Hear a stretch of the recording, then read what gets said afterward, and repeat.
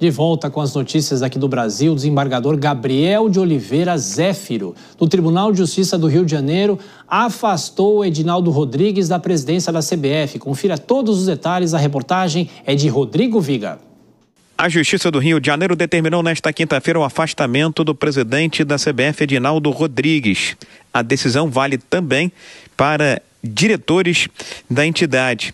Um dos vice-presidentes da CBF, Fernando Sarney, filho do ex-presidente José Sarney, que apelou à justiça pelo afastamento de Edinaldo Rodrigues, foi nomeado como interventor da entidade pela decisão tomada pelo desembargador Gabriel de Oliveira Zéfiro. Sarney terá de convocar eleições o mais brevemente possível. O afastamento acontece na mesma semana que a CBF anunciou a contratação do técnico italiano Carlo Ancelotti para comandar a seleção brasileira na preparação para a Copa do Mundo do ano que vem. 2 pedidos de afastamento de Edinaldo Rodrigues já tinham sido protocolados no STF e negados pelo ministro Gilmar Mendes, que determinou que a Justiça Fluminense desse encaminhamento a investigações sobre possíveis irregularidades em um acordo firmado esse ano entre CBF e Supremo Tribunal Federal. Esse acordo era para pôr fim a uma disputa que se arrastava na Justiça desde 2023 em torno das eleições para o comando da CBF no ano anterior. As denúncias de Sarney e da deputada federal Daniela Carneiro, a Daniela do Vaguinho, ex-ministra do Turismo, apontam que a assinatura de um signatário do acordo, o ex-presidente da CBF, Coronel Antônio Carlos Nunes, o Coronel Nunes, poderia ter sido falsificada.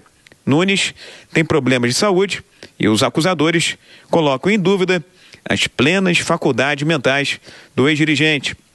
Na decisão, o desembargador do TJ do Rio de Janeiro declara nulo o acordo firmado entre as partes, homologado pela Corte Superior, em razão da incapacidade mental e de possível falsificação da assinatura de um dos signatários, no caso, Antônio Carlos Nunes de Lima, o Coronel Nunes.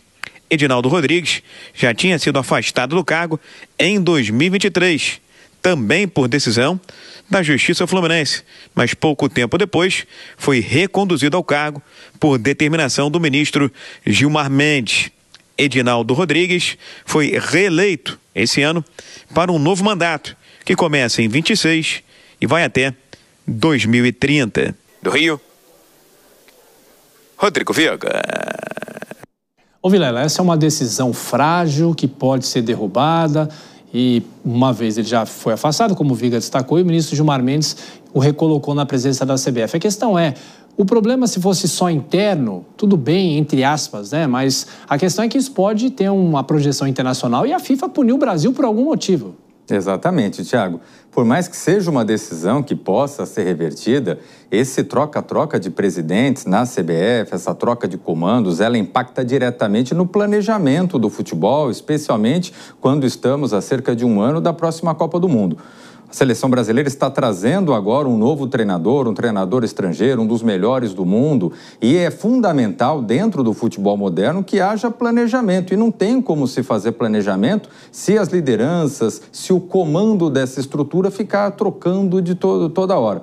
Então, seria fundamental essa estabilidade. E o fato é que se nós tivermos essa crise política se mantendo por mais tempo, é verdade que isso pode impactar diretamente no rendimento das seleções brasileiras de futebol. E Kobayashi, começa também a surgir no Congresso Nacional possibilidade de abertura de CPI para investigar o futebol brasileiro. A gente vai rememorar o início lá dos anos 2000, quando tivemos a CPI do futebol, a CPI da Nike, e isso tudo tumultuou o ano que o Brasil foi pentacampeão em 2002.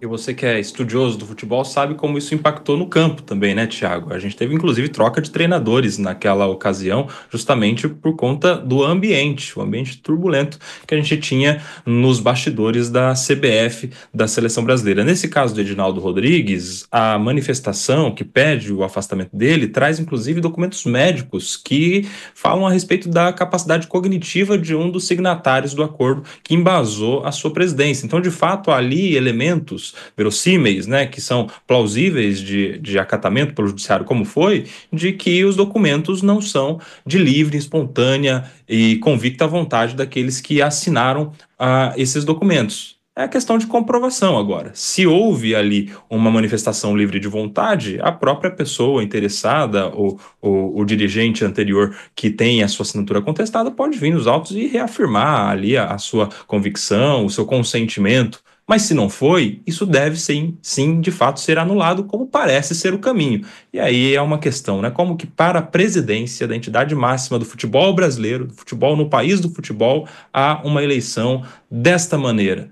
Não é tão democrático assim. Tomara que as coisas se resolvam e que isso não respingue nos campos, já que a torcida brasileira espera a volta do futebol brasileiro no ano que vem, no ano de Copa do Mundo.